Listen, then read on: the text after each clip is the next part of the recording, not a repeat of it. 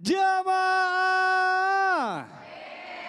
Oh, jamaah. Yeay, Alhamdulillah. Alhamdulillah jamaah masih di Islam itu indah dan untuk jamaah yang baru bergabung hari ini kita sedang membahas tema yang luar biasa. Temanya adalah hati-hati dengan ambisi dunia. Masya Allah. Di segmen sebelumnya kita udah dibahas juga sama guru-guru kita ya bahwa mengejar dunia itu boleh tapi jangan lupa akhiratnya dan juga kita harus ingat ya segala sesuatu itu tergantung niatnya. Innama amalu bin niat. Jadi kalau misalnya cari rezeki itu boleh mau dari pagi sampai malam, dari pagi sampai sore, tapi niatnya untuk mendapatkan ridho Allah Subhanahu wa taala. Baik jamaah, kita lanjutkan pembahasan kita, tapi sebelumnya saya mau ajak dulu jamaah untuk nonton dulu. Ini ada tayangan mengenai tanda orang mencintai dunia. Yuk kita saksikan sama-sama. Silakan. كيف يعرف الإنسان أنه من أهل الدنيا أم من أهل الآخرة؟ إن دخل عليك من يعطيك شيئا ودخل عليك من يأخذ منك شيئا. واحد دخل لأنه جايب لك هدية، وواحد دخل عليك عشان هياخد منك معونة. أدي اثنين. فإن فرحت بمن أعطاك أكثر من فرحك بمن أخذ منك فأنت من أهل الدنيا. وإن فرحت بمن أخذ منك أكثر ممن أعطاك يبقى أنت من أهل الآخرة، لأن الإنسان يحب من يعمر له ما يحب. Oh, Masya Allah. Simpulkan dong. Saya petik tadi ya. Iya, Jadi iya, katanya kalau orang yang lebih mencintai dunia itu, misalnya ada orang sama kita tuh. Ah. Ada satu memberi, ada satu meminta. Kalau Dua orang misalnya datang.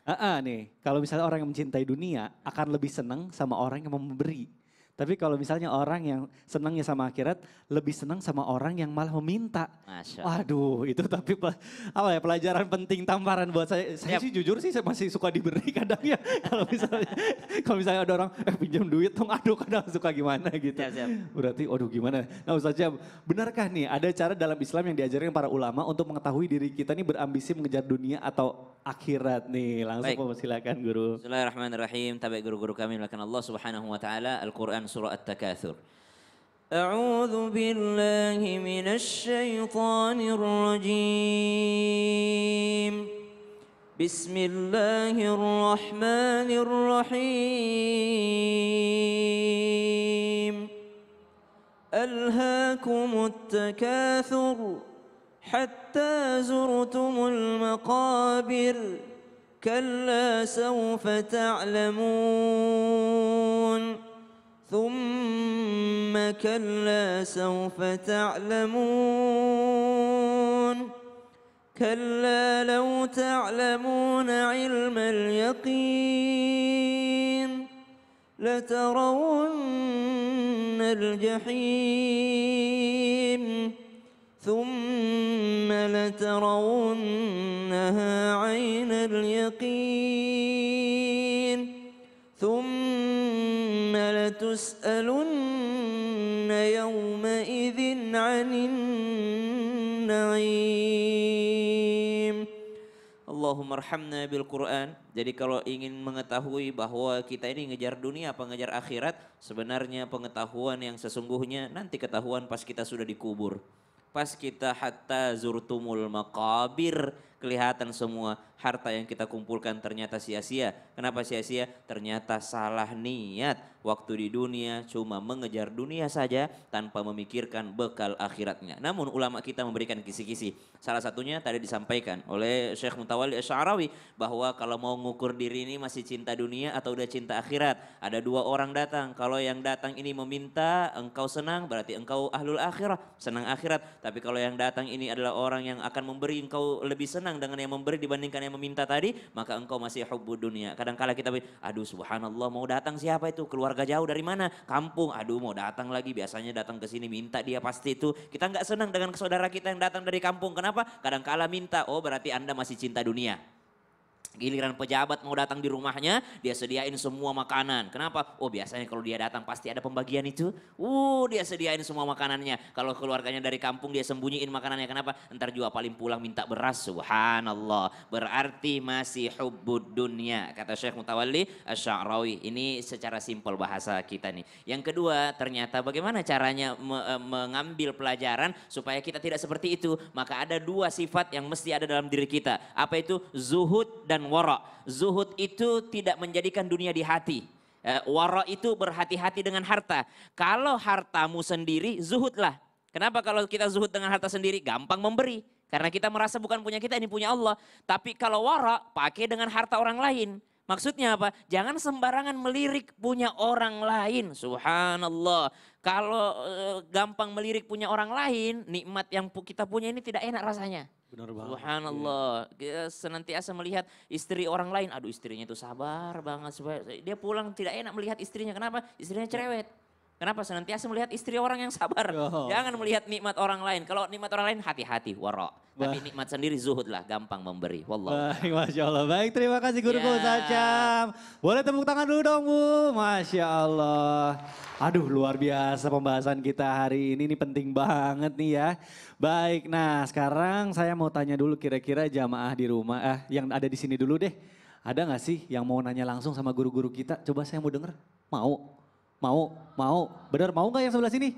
Oh ya udah tahan dulu, kita masuk dulu ke dalam segmen Tanya Dong Ustadz. Kami semua tanya dong Ustadz. Baik, Masya Allah, tabarakallah. Sekarang saya akan kasih kesempatan buat ibu, buat jamaah yang ada di studio untuk bertanya. Yang mau bertanya boleh langsung angkat tangan yang tinggi, biar saya pilih langsung Bu. Boleh Bu, yang mau bertanya mana? Waduh, banyak sekali. Cuma yang sebelah kanan masih ragu-ragu nih yang sebelah sini. Saya akan kasih dulu kesempatan buat ibu yang sebelah sini. Silakan ibu, oh ya ini. Perkenalan dulu Bu, siapa Bu, namanya dari mana? Assalamualaikum warahmatullahi wabarakatuh. Waalaikumsalam warahmatullahi wabarakatuh. Perkenalkan nama saya Ibu Mimin Mintarsi dari Majelis Taklim Baitur Rahim Parungkuda Sukabumi. Baik, tepuk tangan dulu dong. Buat Majelis Taklim. Ustadz, Iya dong, silahkan. saya mau bertanya pada Ustadz Afif. Ustadz Alhamdulillah. Siap. Siap, bismillah. Jika ada seseorang berambisi untuk mengejar kesuksesan dan kesuksesannya itu untuk membalas seseorang yang telah merendahkan dirinya. Apakah itu diperbolehkan dalam Islam? Terima kasih. Wassalamualaikum warahmatullahi wabarakatuh. Waalaikumsalam warahmatullahi wabarakatuh. Iya tuh, saya juga pernah kayak gitu Ustadz, gara-gara direndahkan jadi pengen gitu, sukses gitu, boleh nggak tuh? Direndahin, diomongin. Iya, direndahin pokoknya, kalau dia mah nggak akan bisa sukses gitu. Boleh nggak? Mohon dijawab aja langsung, silakan guru. Izin, Ustaz izin. Guru-guru yang dirahmati Allah subhanahu wa ta'ala, bismillahirrahmanirrahim, alhamdulillah, wassalatu wassalamu ala rasulillah. Tadi ibu dari Parung Kuda mengatakan bahwa boleh enggak kita terpacu dari orang yang merendahkan kita.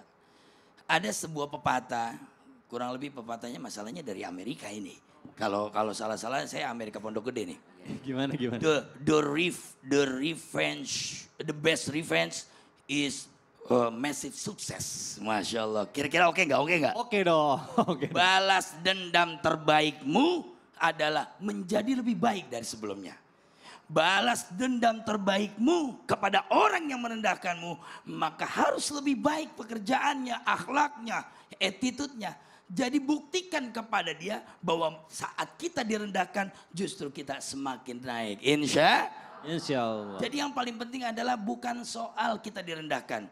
Jika kita direndahkan, itu adalah bagian dari pecut. Pecut untuk apa? Untuk kemudian kita menjadi lebih baik. Allah Subhanahu wa taala mengatakan di dalam Al-Qur'an fastabiqul khairat. Berlomba-lomba di dalam kebaikan.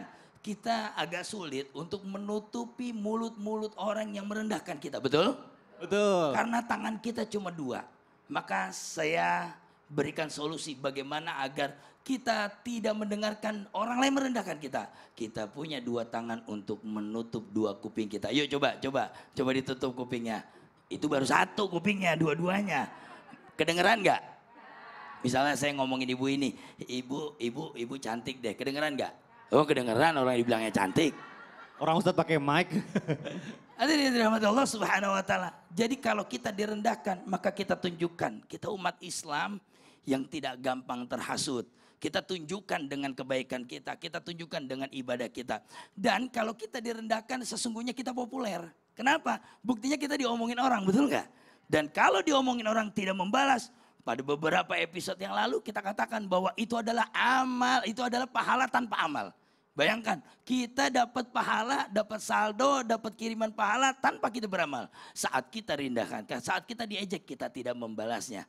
Dan memang Nabi Muhammad SAW orang yang sangat direndahkan. Ketika beliau mengajarkan tauhid keimanan, beliau direndahkan, dicaci maki.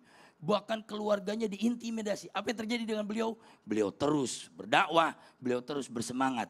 Karena sesungguhnya saat direndahkan itu adalah pecut yang menarik. Cuma ada catatannya. Apa tuh Ustadz? Bila direndahkannya itu dalam kategori kritik yang membangun, Kritik boleh. yang membangun. Misalnya gini, Ya. ada orang mengkritik saya, misalnya saya berdagang, oh dagangannya kurang manis. Iya. Maka itu bukan merendahkan, itu adalah kritik. Oh baik, Jadi baik. ada bedanya merendahkan dengan kritik. Kalau Iya. kritik kita terima Betul, betul, sebagai betul. sebuah masukan. Tapi kalau direndahkan tadi apa? Cukup dua kuping kita. Aduh. Dan insya jangan Allah. pakai mic ngomongnya. Kedengeran tadi. Baik, baik, baik. Baik, terima kasih guru. Boleh tepuk tangan. Mudah-mudahan terjawab ya Bu ya pertanyaannya. Sekarang saya akan kasih kesempatan satu lagi nih untuk jamaah yang ada di studio untuk bertanya. Yang mau bertanya selanjutnya boleh angkat tangan yang tinggi Bu. Ayo saya mau lihat semangatnya, ayo. Kapan lagi nanya langsung sama guru-guru kita? Oke baik. Sebelah kanan masih kurang semangatnya, saya kasih kesempatan dulu buat ibu yang sebelah kiri. Silakan Ibu Namina Saha, di mana? Assalamualaikum warahmatullahi wabarakatuh. Waalaikumsalam warahmatullahi wabarakatuh. Kenalkan nama saya Arah Mariah dari Parung Kuda Sukabumi. Mau tanya dong Ustadz, Sama siapa? mau tanya kepada Ustadz Habib Usman. Usman, baik. Apakah betul Allah Subhanahu wa taala mau memberikan melalui malaikat Jibril memberikan emas kepada Kanjeng Nabi Muhammad, tapi Rasulullah tidak menerima. Dan bagaimana caranya kita ingin seperti beliau? Karena ingin diberikan emas, mau dong kita ya namanya emas gitu. Iya dong, siapa yang nggak mau ya Bu? Mana emas Iya. lagi naik Bu? Mau Bu, Assalamualaikum gunung warahmatullahi emas. wabarakatuh. Baik, baik, baik. Ibu mau nggak dikasih gunung emas? Mau. Oh sama, saya juga mau. Kita langsung aja tanya sama Habib, mau langsung dijawab, silakan Habib. Afwan, Akang Mikdad, Ustaz Syam, Ustaz Afif. Bismillahirrahmanirrahim. Allahumma salli ala Sayyidina Muhammad wa ala ali Sayyidina Muhammad. Ketika malaikat Jibril datang kepada Nabi Muhammad sallallahu alaihi wasallam, sungguhnya Allah Subhanahu wa taala akan memberikan kamu sebuah gunung, yakni dijadikan bukit-bukit yang ada di kota Mekah tersebut menjadi sebuah gunung emas atau bukit emas. Maka baginda Nabi Muhammad sallallahu alaihi wasallam mengangkat tangannya, "Ya Rabb, ya Allah, ya Tuhanku. Aku lebih baik hari ini kenyang, besok harinya lapar. Besok harinya kenyang, besok harinya lapar. Karena ketika aku dalam keadaan kenyang, aku bersyukur kepadamu. Alhamdulillah ya Allah. Terima kasih ya Allah, segala puji bagimu ya Allah. Dan aku bisa mengucapkan kalimat-kalimat yang indah kepadamu ya Allah, ya Rahman, ya Rahim. Dan ketika aku dalam keadaan lapar, aku mengingatmu. Dan aku bersabar atas apa yang kau berikan kepadaku. Sehingga aku menjadi hambamu yang bersyukur dan bersabar. Ini doanya Nabi Muhammad SAW. Kita jangankan dikasih gunung emas, dikasih timah, nikel, apalagi tuh. Dikasih apa lagi? Batu bara dan lain sebagainya, berebutan. Malah dicari tuh iupnya gimana cara biar dapat. Itulah manusia, itu makhluk Allah. Yang dimana mereka merasa tidak puas apa yang Allah Ta'ala berikan. Sedangkan Nabi Muhammad SAW selalu bersyukur kepada Allah Subhanahu wa Ta'ala. Dan dalam riwayat yang lain ada sebuah cerita lagi. Itu kafir Quraisy semua mendatangi Nabi Muhammad SAW. Ya Muhammad, kalau engkau benar seorang Nabi, engkau seorang Rasul, maka jadikanlah Sofa ataupun Marwah ini, atau Bukit Sorpa dan Bukit Marwah ini jadilah emas. sehingga engkau bisa bagikan kepada kami penduduk kota Mekah. Apa jawaban baginda Nabi Muhammad sallallahu alaihi wasallam? Tak lama kemudian turunlah malaikat Jibril. Apa kata Jibril? Ya Rasulullah, sungguhnya Allah memerintahkanku akan mengubah Safa dan Marwah ini menjadi emas. Tapi kalau mereka tidak beriman kepadamu, aku azab mereka dengan azab yang pedih. Apa jawaban Nabi Muhammad sallallahu alaihi wasallam? Sungguhnya ya Allah, jadikanlah mereka hamba atau umatku nantinya kelak menjadi umat yang bertaubat dan minta ampunan kepadamu. Engkau terima taubatnya daripada diazab. Karena mereka manusia yang dekat dengan Nabi atau yang dekat dengan para Nabi sebelumnya selalu berkhianat.